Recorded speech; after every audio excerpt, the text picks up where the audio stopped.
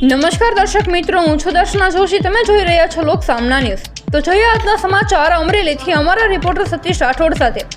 અમરેલીની civil hospital ખાતે operation દરમિયાન ડોક્ટરની કથિત બેદરકારીના કારણે એક મહિલાનું મૃત્યુ થયાનો આક્ષેપ ઉઠાવતા મામલો ગરમાયો છે.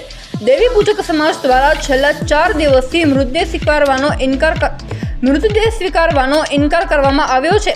સમાજના આગેવાનોનું સ્પષ્ટ કહેવું છે કે જ્યાં સુધી જવાબદાર ડોક્ટર અને સંચાલકો સામે કડક કાર્યવાહી નહીં થાય ત્યાં સુધી લાશ સ્વીકારવામાં નહીં આવે. આજે તારીખ 24ના રોજ સમગ્ર જિલ્લાની દેવી પૂજક સમાજના આગેવાનો અને મોટી સંખ્યામાં સમાજના લોકોએ સિવિલ હોસ્પિટલમાં ઘેરાવ કર્યો હતો. સમાજના આગેવાન ભરતભાઈ કાતરિયાએ જણાવ્યું કે થોડા દિવસ પહેલા થયેલા ગાભાકાંડ મામલે પણ યોગ્ય ન્યાય મળ્યો નહોતો અને હવે ફરી એકવાર એવી જ પરિસ્થિતિ ઊભી થઈ છે.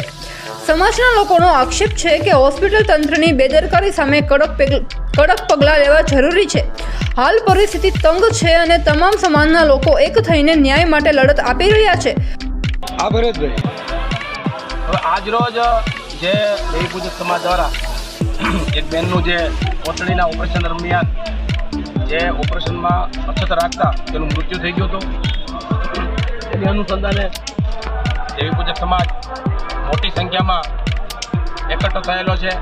અને વારંવાર એનું કહેવાનું એવું છે કે અમરેલીના જે લોકલ ડૉક્ટરો છે અને સ્થાનિક ડૉક્ટરો છે એ વારંવાર ભૂલ કરવાના કારણે આવી અનેકવાર ઘટના બની છે. અને આ ઘટના તો બહુ મોટી છે, કેમ કે જે બેન મૃત્યુ પામ્યા છે, બનીબેન બંદુરિયા કરીને છે, એમના 5 સંતાનો છે.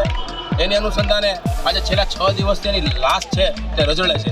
અને મોતનો મલાજો ખરેખર બધાને જાળવવો જોઈએ, પણ ક્યાંક ને ક્યાંક હજી આ સિવિલના ટ્રસ્ટીઓ અને એ ડૉક્ટર સ્થાનિક છે એના પેટનું પાણી ન હલતું હોય.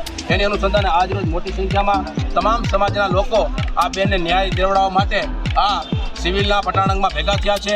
અને આ તંત્રને અને ખાસ કરીને ટ્રસ્ટીઓને અને ડૉક્ટરોને વિનંતી છે કે આ બેનને તાત્કાલિક ન્યાય મળે, કેમ કે એ બેનના નાના 5 બાળકો છે, એની તો તમને કંઈ ખરેખર રહેમરાય હોવી જ જોઈએ. આ દેવી પૂજક સમાજના આંદોલનમાં ખંભેથી ખંભો મિલાવી કોળી સમાજના, દલિત સમાજના અને અન્ય સમાજના, પાટીદાર સમાજના, બધા સમાજના લોકો આ અત્યારે એ લોકોને સાથ સહકાર આપે છે. અને અમારો પણ સાથ સહકાર છે, જ્યારે પણ જરૂર પડશે ત્યારે અમે એ લોકોની સાથે ખંભેથી ખંભો મિલાવીને ઊભા છીએ. વારે મુદ્દા બને છે, વારે મુદ્દો બને છે અને અનેકવાર રજૂઆત કરવી છતાં આ કાન છે ને આ ખાડા કાન કરતે આ ટ્રસ્ટના જે સભ્યો છે એને કહેવાનું કે તમે આવા ડૉક્ટર રજા આપી દો અને લાલ લીટો કાયદેસર મારો, જેના કારણે બીજી જગ્યાએ આવી ભૂલ ન કરે. આ બેનને ન્યાય આપવામાં આવશે કે નહીં? જો ન્યાય નહીં આપવામાં આવશે તો આગળ તમારું શું પગલું રહેશે? હવે એમાં એવું છે કે એનો સમાજ બહુ મોટી સંખ્યામાં ભેગો થયો છે અને કદાચ ન્યાય નહીં મળે તો કદાચ આનાથી પણ એ લોકોને એવું કહેવાનું છે કે ઉગ્ર આંદોલન કરવું પડે અને ગાંધી ચિંજા માર્ગે ગાંધીનગર સુધી જવું પડે. તો અમે એમની જોડે ખંભેથી ખંભો મિલાવીને એની જોડે છીએ.